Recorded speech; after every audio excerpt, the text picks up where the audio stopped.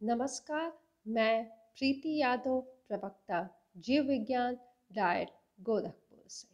आज हम डीएलएड के थर्ड सेमेस्टर के विज्ञान विषय के चैप्टर नंबर 3 जीव जंतुओं के बाह्य एवं आंतरिक अंगों के कार्यों में विविधता विषय के बारे में पढ़ेंगे। पृथ्वी पर रहने वाले सभी जीवधारियों में जीवित रहने के लिए कुछ मूलभूत क्रियाएं हमेशा होती रहती हैं। ये क्रियाएं जीवन के लिए आवश्यक हैं, जैसे कि नियंत्रण एवं समन्वय, पोषण, श्वसन, उत्सर्जन इत्यादि। आज का हमारा पहला टॉपिक है नियंत्रण एवं समन्वय। जीवधारियों में विभिन्न कार्यों के कुशल संचालन हेतु विभिन्न अंग एवं अंग तंत्रों का समन्वय और नियंत्रण होना आवश्यक ही नहीं, अनिवार्य भी है। सजीवों में कई प्रकार की जैविक क्रियाएं होती हैं। निर्जीवों में क्रियाएं नहीं होती। किसी कार्य को करने के लिए जीवधारियों में सभी अंगों में समन्वय होना जरूरी होता है।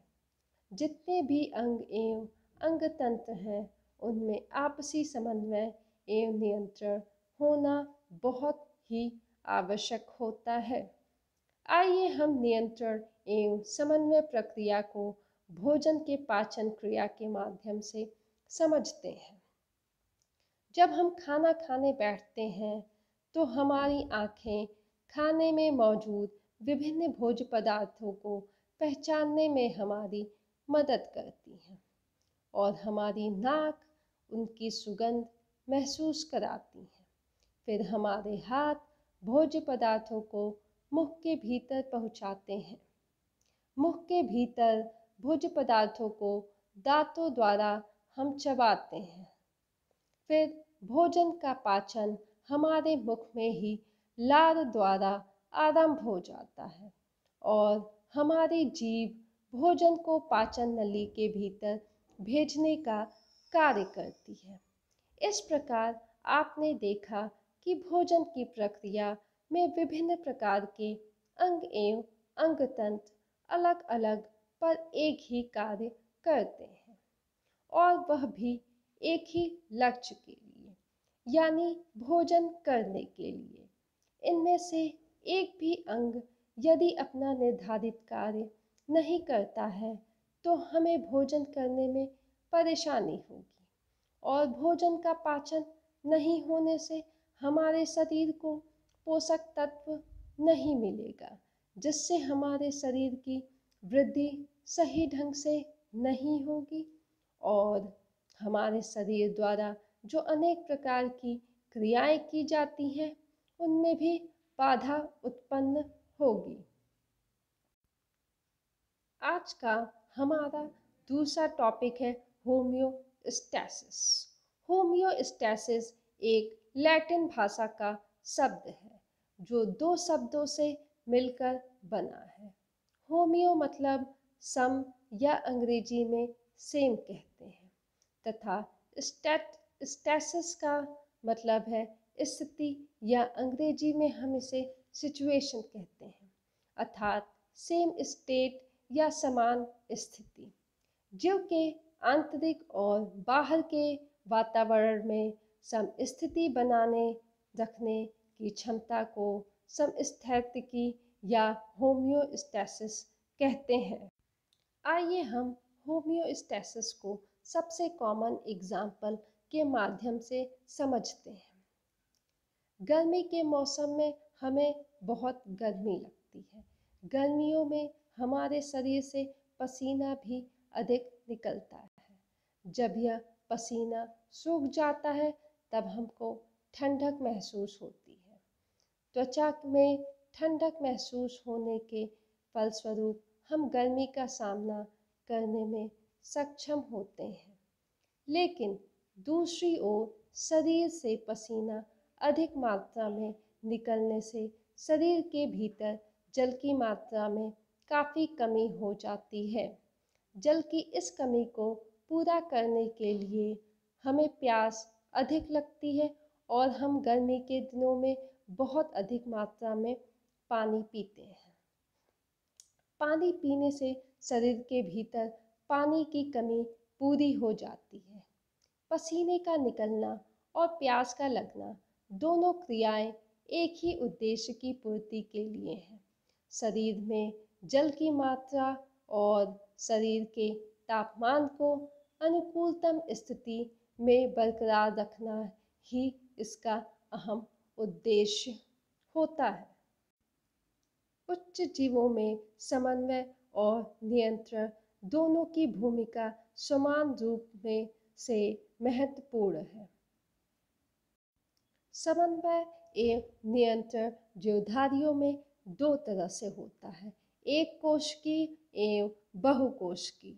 हमारा नेक्स्ट टॉपिक है एक कोशिकीय जीवों में समन्वय एवं नियंत्रण। सबसे पहले तो हम एक कोशिकीय जीवों के बारे में समझेंगे। इस वर्ग के जीवों में शरीर का एक ही कोशिका से बनी होती है, जैसे कि अमीबा, पैरामीशियम, यूग्लेना इत्यादि।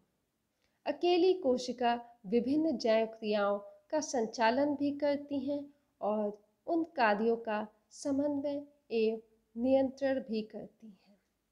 ये आप अमीबा का चित्र देख रहे हैं। अमीबा केवल एक कोशिका का बना होता है और ये एक कोशिका ही जीवन के अनेक प्रक्रिया का संपादन करती है। हमारा नेक्स्ट टॉपिक है बहुकोशिकीय जीवों में समन्वय एवं नियंत्रण। सबसे पहले तो हम बहुकोशिकीय जीव के बारे में समझेंगे। इस वर्ग के जीवों का शरीर अनेक कोशिकाओं से मिलकर बना होता है, जैसे कि मनुष्य, कुत्ता, बिल्ली इत्यादि। बहुकोशिकीय जीवों में भिन्न भिन्न कार्यों के संचालन के लिए अलग अलग अंग एवं अंग तंत्र होते हैं। ये अंग एवं अंग तंत्र आपसी तालमेल से कार्य करते हैं और इनके आपसी तालमेल के वजह से ही हमारी जो जैविक क्रियाएं हैं वो संपूर्ण होती हैं। जीवधारियों में समन्वय दो प्रकार से होता है। बहुकोशिकीय जीवधारियों में समन्वय दो प्रकार से होता है।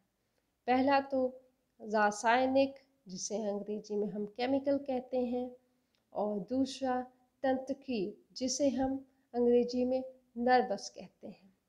पौधों में समन्वय एवं नियंत्रण केवल रासायनिक होता है और केवल उच्च जंतुओं में ही तंत्रिकीय समन्वय एवं नियंत्रण हेतु सुस्पष्ट और विकसित तंत्रिका तंत्र होता है। हमारा नेक्स्ट टॉपिक है रासायनिक समन्वय और नियंत्रण। सबसे पहले तो हम हार्मोन के बारे में समझेंगे। हार्मोन जीव शरीर में उपस्थित विशिष्ट कोशिका द्वारा कुछ रासायनिक पदार्थों का स्राव या उत्पत्ति होती है, जिसे हम हार्मोन कहते हैं। हार्मोन एक जटिल कार्बनिक रासायनिक पदार्थ होते हैं। पौधों एवं जंतुओं में हार्मोन अलग अलग तरह के होते हैं। हार्मोन की दो खास बातें हैं। एक तो पहली, थोड़ी मात्रा में ही उसका शरीर में स्राव होता है, और दूसरा निर्माण शरीर में खास जगह पे होता है। हार्मोन शरीर में थोड़ी मात्रा में ही स्रावित होता है, लेकिन यह थोड़ी मात्रा ही जीव के विभिन्न कार्यों में के नियंत्रण एवं समन्वय हेतु पर्याप्त होती है।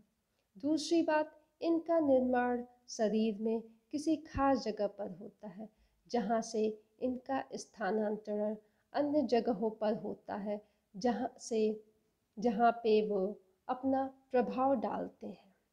इसी के साथ आज का क्लास समाप्त करते हैं, जिसमें